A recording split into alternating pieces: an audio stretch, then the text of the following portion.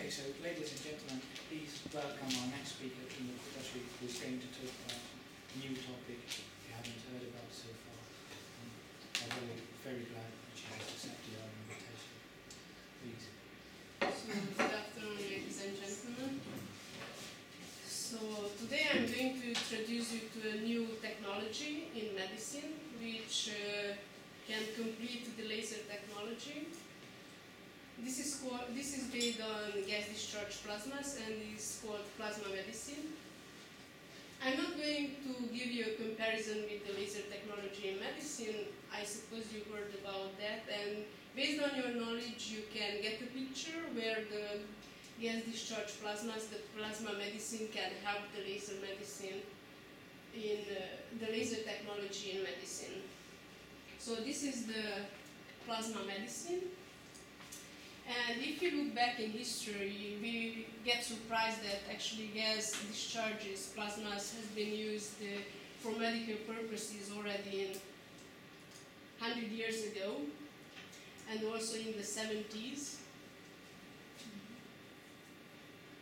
Yes, but here they mainly use the heat of the plasma.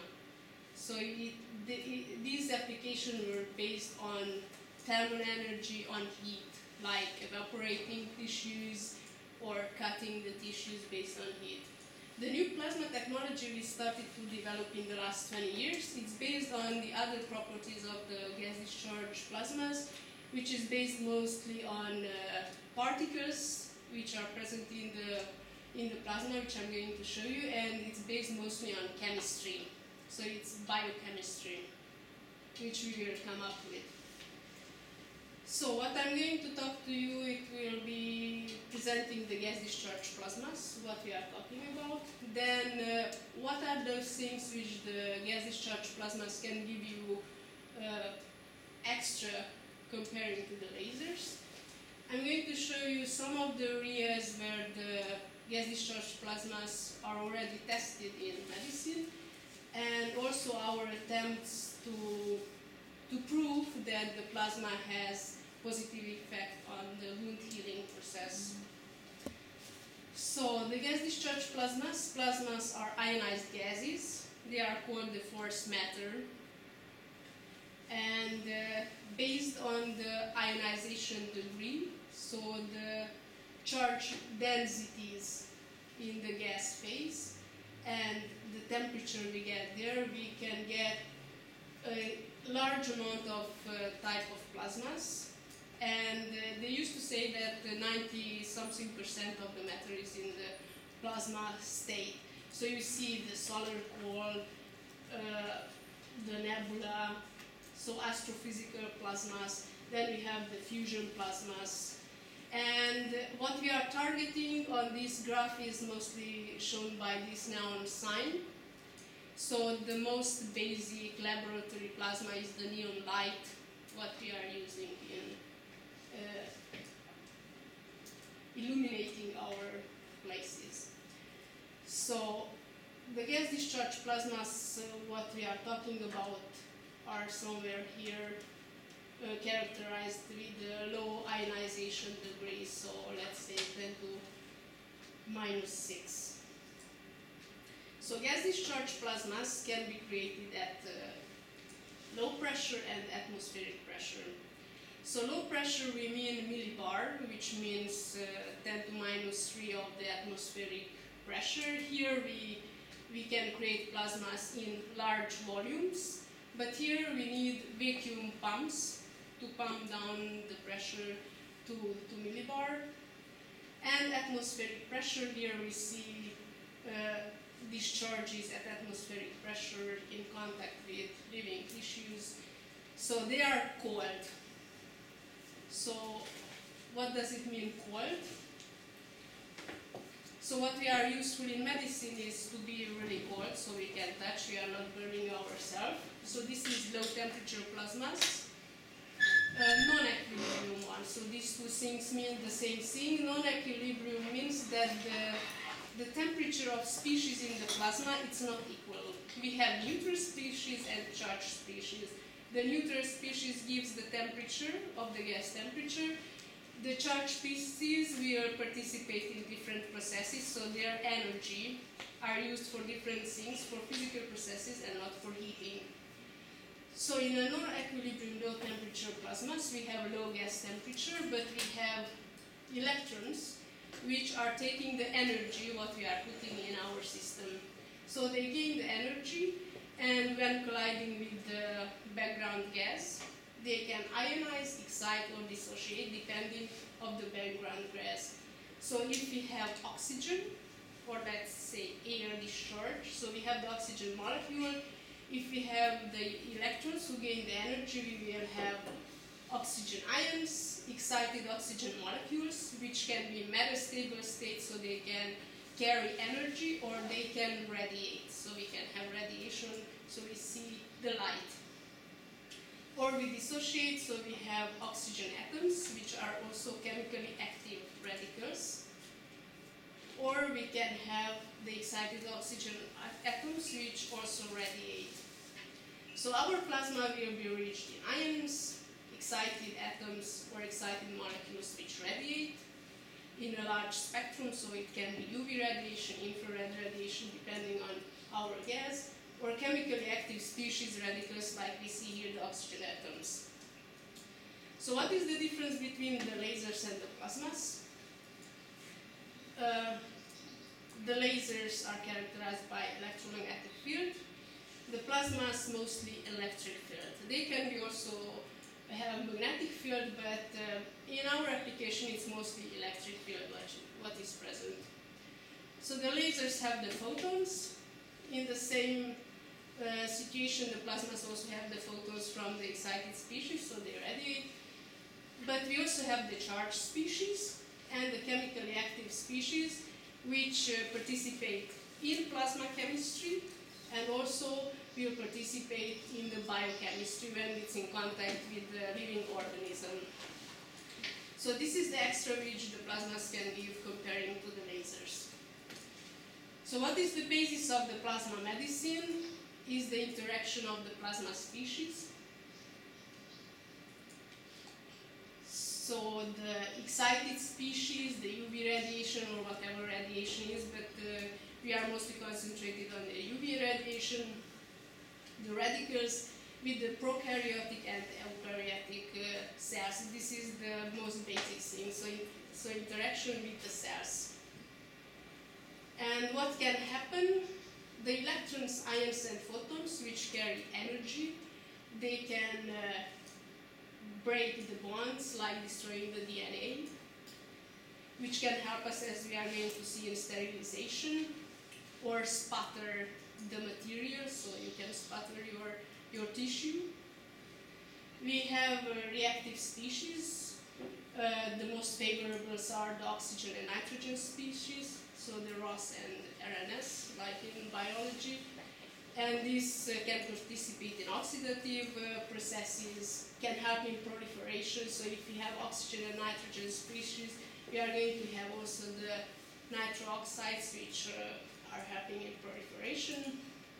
We have the electric field, which can electroporate, so it can open up the cell membrane and contribute to the diffusion of species into the cells. So, the areas where the plasmas have been already tried in medicine and showed a good potential is the sterilization, treatment of wounds, dermatology, which is also related to the wounds, differentiation of the stem cells, so it can help the cells to differentiate for the implants or for new organs, it's very important. The cancer treatment in surgery for cutting to help the blood coagulation, and also, which is not in contact with the living tissue, but we see this every day, is to create implants, so to make biocompatible coatings that are mostly made based on plasma technology. So we treat the surfaces, we make layers depending on what we want.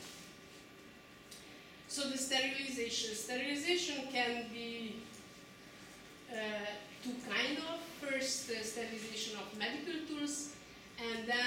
sterilization of living tissues. So when we deal with, for example, wound treatment, the important thing is to keep it clean, the wound. So basically we sterilize. In case of medical tools, why we need a new sterilization method? We were more or less happy with the old one, right? But it's not exactly like that. First of all, we are lacking for low temperature sterilization methods because the old methods are mostly based on high temperature. But with the new medical tools, which are made of polymer, they don't really like the high temperature. You can sterilize it once, maybe twice, but then it becomes useless. So you cannot use the tool, but these are very expensive tools.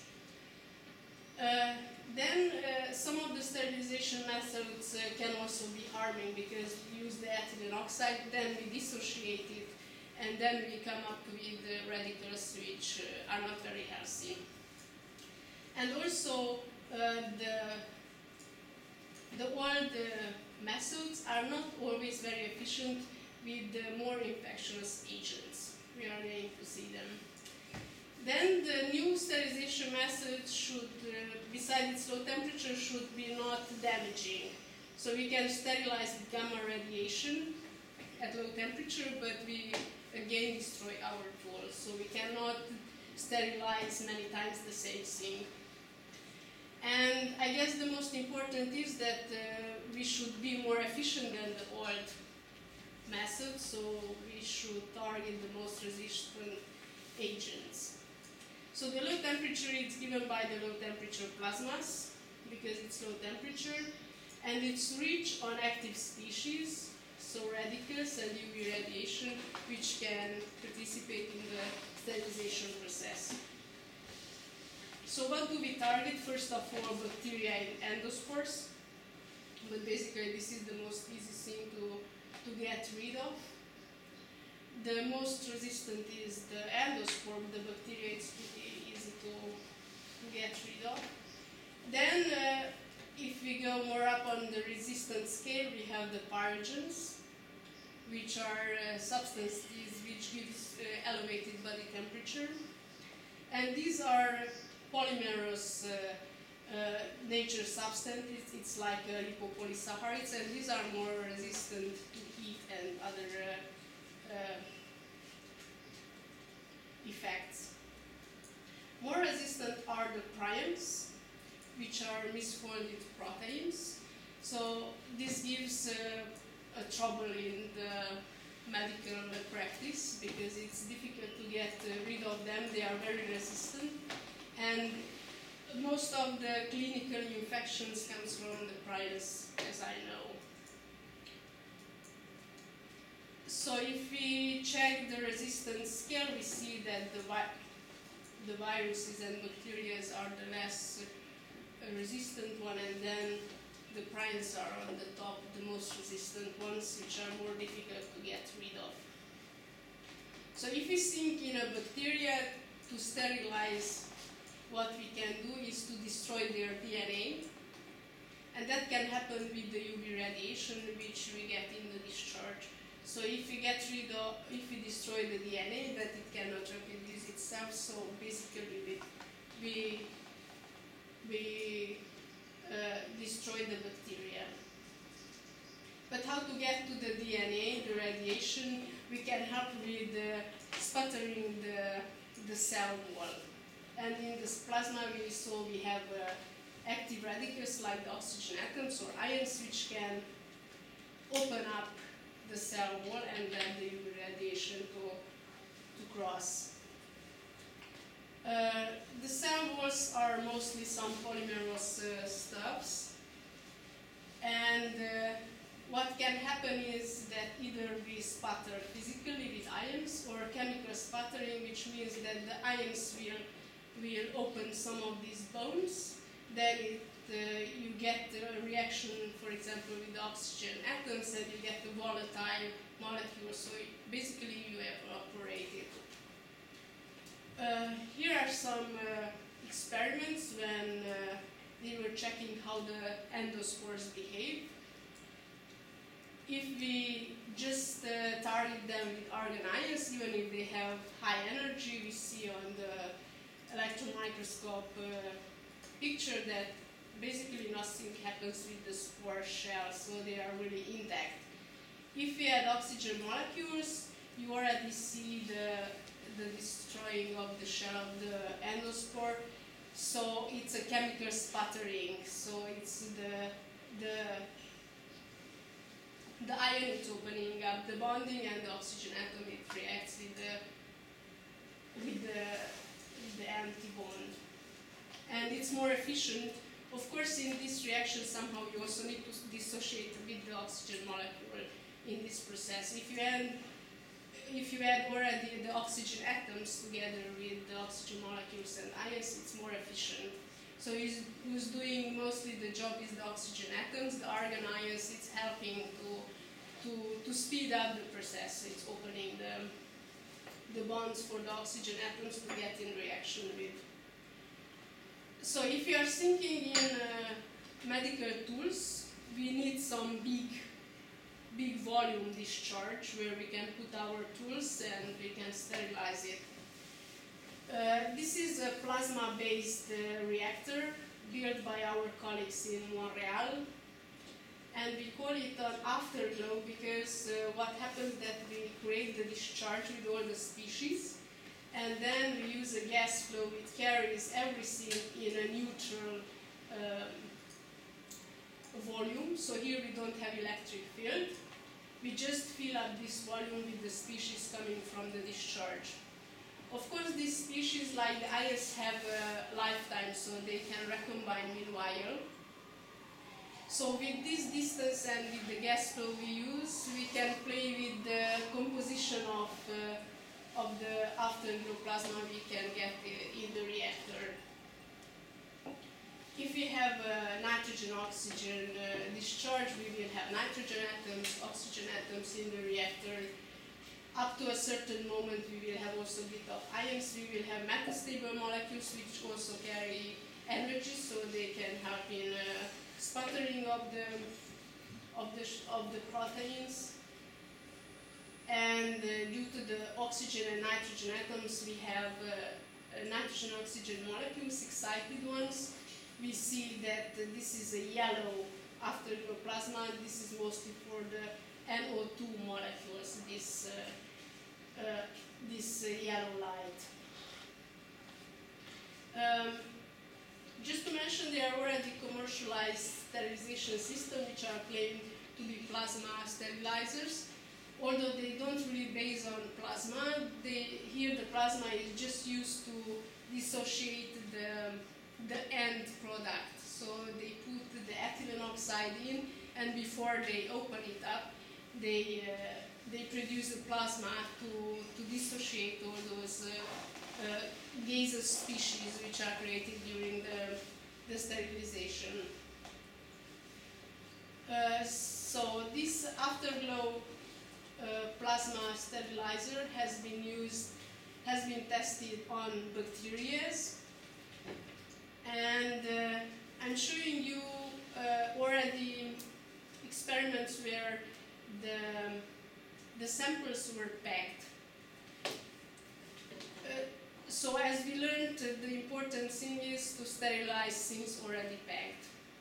So here is a sample packed, put in that chamber we saw before in yellow.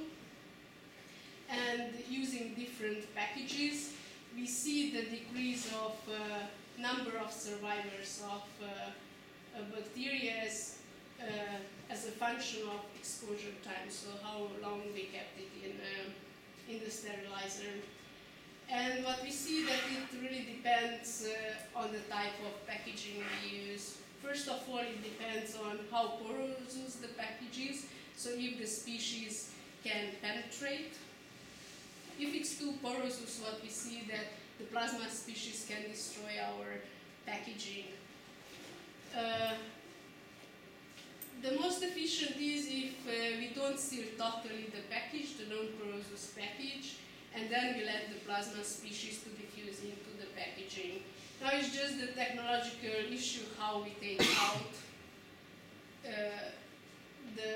not totally sealed package from there, but we need to leave just a bit of a small hole on the package to let the plasma to fill up. So what can enter the package is can diffuse the species, the reactive atoms, and what is good with plasma is that the UV radiation is given by the molecules which are created right on the spot. So if we have stacked bacteria, it's not like illuminating with a lamp, but we have the oxygen and nitrogen atoms which diffuse between them, and when they meet, they create excited molecules which will radiate. So that's a bit looks more efficient than just using a lamp, because if you have more layers, then the lamp can sterilize just your top and not the bottom. And what can still happen in the stacked bacteria is the oxygen atoms can really sputter the upper layer, which was already killed by the DNA, and then it can the UV radiation can penetrate also on the lower layer. Our colleagues in Luxembourg have checked how the oxygen atoms can interact with the bacteria. So what we see here, they use the discharge where they put different isotopes of nitrogen and oxygen in the discharge. So you can distinguish what are those species on the bacteria surface which are naturally their oxygen atoms, or which are coming from the discharge. And what we see here is that the oxygen atoms coming from the discharge interact really with the bacteria surface. So they go there, they get stuck, or they sputter the things. So there's an interaction of the oxygen atoms with the bacteria surface. Our colleagues in Ljubljana, what they checked is if the blood proteins can be easily etched in this kind of reactors. And what we see that a nanometer layer of blood proteins can be sputtered away. Well, it's pretty a long time, but it can be efficient. If we go further for more resistive things like prions, our colleagues in Montreal did experiments. So this figure shows the activity of the proteins. This is a non-plasma exposed one, and this is plasma exposed prion. And what we see that the activity of the prion up to a certain concentration will decrease if we treat it with the plasma. They also did in vivo experiments. So they had an implant which was a control just so with PBS, or infected implant, unexposed or exposed to plasma, and implanted in mice. And what we see that those implants which were infected and treated with plasma from 5-1 died, comparing with those ones which were not treated, after a time all the mice died. So plasma treatment can help a bit, well, quite a bit, while the non-treated one it's really leading to death with the prion infection. The other is the pyrogens, which is difficult to get rid of.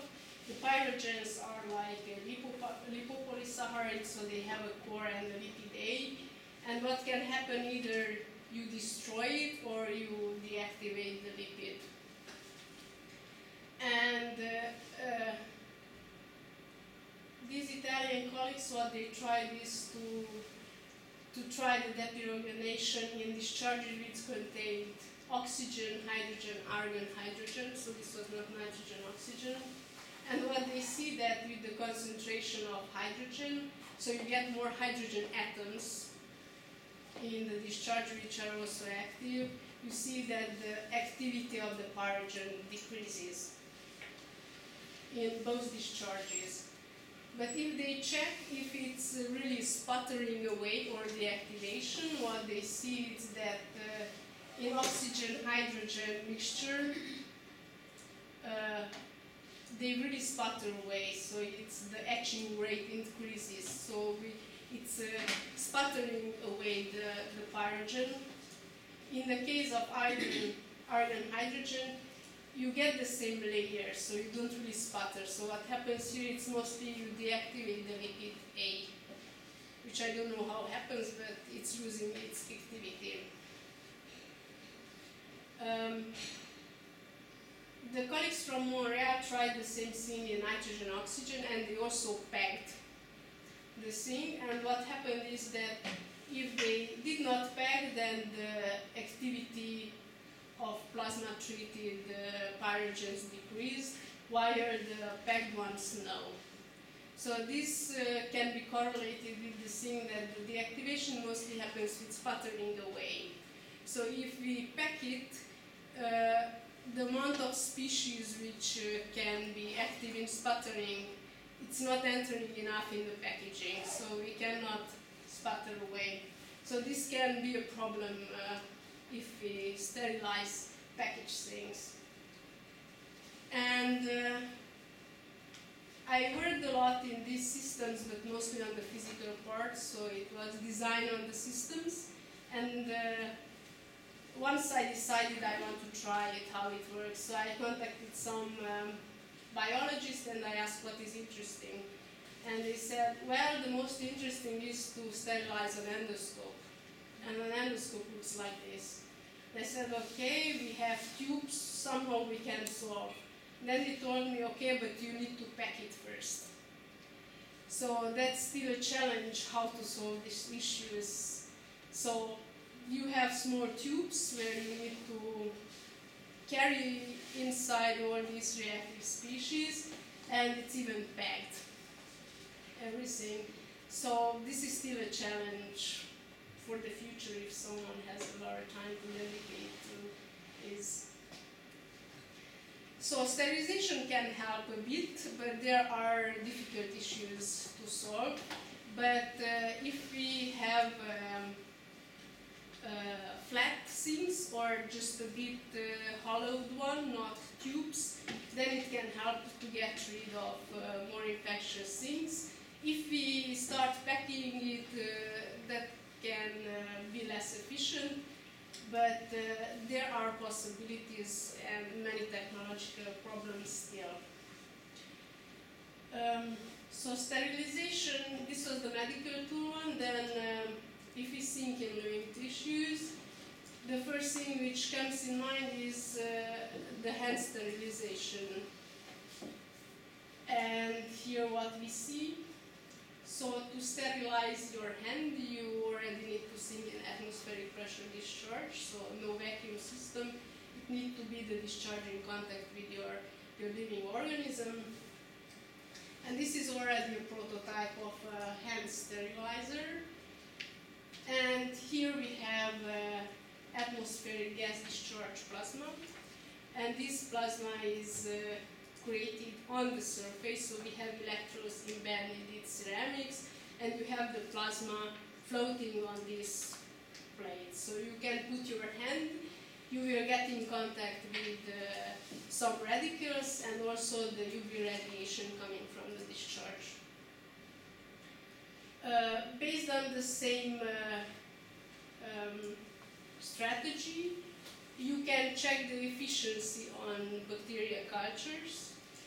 And here are some experiments of bacteria, the survival curve and the treatment time. So it's the question of 30 seconds to decrease, not really sterility level, but disinfection level. So when we go for a treatment of living tissues, we go for atmospheric pressure plasmas. Here are some examples. So we see the gas discharges which are in contact with your hands, so they are really cold.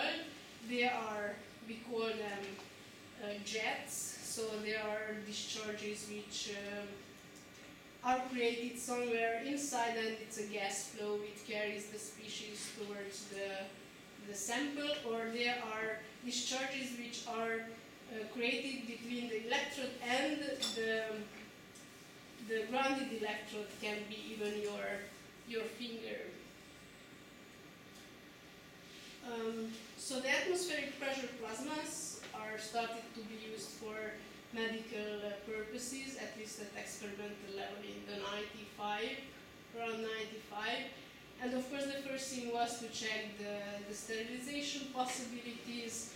Then the cancer cell treatment, it was a target, if it can help in cancer treatment. And the wound healing, the acute wounds, which are very important to be healed. And they are already at the clinical trials. Although the basic processes are still not very well known, there are already institutes built in Germany which are dealing with these issues to understand what are those processes which take part in these biological systems. Then I will ask you to open the other file, please. So now I'm going to turn for these atmospheric plasmas, which are mostly in treatment of living tissues and the possibilities offered by these plasmas. Somehow I did not. You must have heard the Kirlian effect, with these discharges around skin. Is that considered a plasma discharge or is it different? It's the Kirlian effect. No. It's been done for 1920s. They come with high voltage and you have discharges from which is chaotic, randomly, So depending it's on. like sparking. Yeah. Yeah, it can be. That's a discharge. So it's mostly your hand, which is the ground. And people took all sorts of photos of numbers, fingers, and they said that they see disease and those. A lot of speculation. Well, there are. I'm not sure. So I will try. Yeah, no, it's okay. It's okay. So people are trying everything, also at the research level, but it's really difficult to understand. I started to work with these biological systems recently, and for me it was really a surprise that nothing works as you would expect. So the cells, it's not like a physical system that is always the same. Yes? How about the safety of the plasma application? Are we sure that, for example, putting our hands in the sterile box and it only reacts with germs, or for example, to sterile it, or maybe because of the radicals or ions, some biochemical reaction may be happen. Are we sure that it's safe for the using, for the application routine? I will show you at the end. There were these toxicity tests, like treating mice many times and check if something happens with their skin, and apparently nothing happens. Of course, if we talk about the biological effects in contact with your living tissue, if some positive thing happen, then also the totally so the non-wounded skin can also have some interaction. Apparently, it doesn't give the negative effect. The problem is that this is a very complex biochemistry, so it really needs. This started 15 years ago. Everybody started first just to test, to see if there's any potential. Now everybody starts to go in the way to understand what's happening. And it's still not sure what are the main processes. So but at the safety level, there are already tests that it doesn't have a negative effect. So you will not get cancer or anything. If you use it for a long time, you may sputter a bit your skin, but this is good for renewing your skin. No? That's what I learned that they use in dermatology. If you want to look younger, you just burn your skin with laser. So it can happen the same thing. So the first thing they targeted is the treatment of wounds. So if we can help to cure the chronic wounds, which are really long-term healing wounds. The difference between the acute and chronic wounds, I think it's mostly in the chronic wounds can be colonized much more so it can be more infected. So the basic thing is to keep it always clean. And here are some experiments on testing on different bacteria which are relevant for the chronic wounds if the plasma treatment is efficient. I think this is not sterility level, but it's disinfecting level. So it already keeps at the clean level of helping your wound to heal. So what we see that for these bacteria, the plasma helps to keep it clean in your wound. So they really disinfect if it's the question of these bacteria. So this is the healing process, which shows that it has many steps and it can really take many days and months to heal a wound. So we need to keep it clean. We have the blood coagulation phase, then the proliferation phase, and then to remodeling phase to have a new tissue that can take a really long time. So this is a plasma device. I'm not sure what is the name, but they use it in Germany already in hospitals, so they have clinical tests. And we see chronic ulcer leg treated by this plasma. And what they see that this is the starting phase of the wound. 12 time treated and 20 time treated wound, it gets healed, more or less healed, and it was treated 5 times per week. So the conclusion is that the plasma can reduce the bacterial load on the wound and has immunomodulatory effect. So it can probably positively affect the wound treatment. And one treatment lasts how long? Seconds? These are seconds, yes. So what we try to do is to prove that if plasma really has some positive effect on the wound healing. And what we targeted is the keratinocytes, which are part of the epidermis. So basically the wound healing means, if I understood well, that these keratinocytes migrate and fill up the gap. So they really do the job in the wound healing. So I'm going to show you our experiments done here in Szeged together with our biologist colleagues. And we used a so-called plasma needle.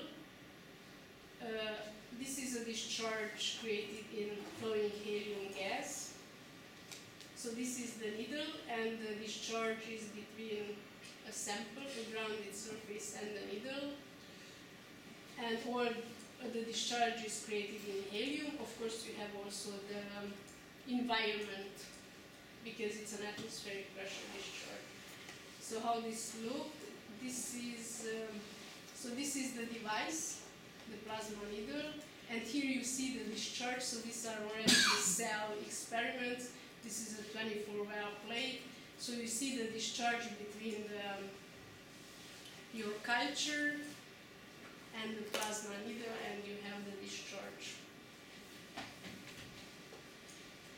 So how it happens? We have the cell culture, which is protected by PBS. and the discharge is created between the plasma needle and the PBS surface. And the distance is 1.5 millimeter. And this means that choosing a pretty low plasma power, which already gives us a very stable discharge, we don't heat at all, so the temperature of the plasma gas, it can be of 40 degrees, but that doesn't heat up at all the PBS. So the PBS is going to be at the maximum 30 degrees. So this is how our discharge looks like. So this is the gas discharge. And what we tested is how much PBS is needed to put over the cells in order to protect them from the desiccation and also to protect them from the too energetic plasma radicals. And what we see is that if we put 200 microliter of PBS, this means something like 1 millimeter of PBS layer over the cells. We can destroy the cells. So the plasma species can induce some effect. So probably the energetic species ions, which can kill our cells. So we see this is a trypan blue painting of the cells. So the dead cells are in blue. So what happens is that they detach. So this is the area where the plasma got in contact with the culture. The cell detached and they diffused towards the center. So probably it had a convection. It was a bit more warmer there, the PBS. So they diffused in the middle. If we use just a bit of more PBS, so we protect a bit more our cells, so it's a 1.5 millimeter of PBS layer, then nothing happens to the cells. So this is like a safety distance or safety protection of the cells when we can screen those species from the plasma which can be more harmful to the cells.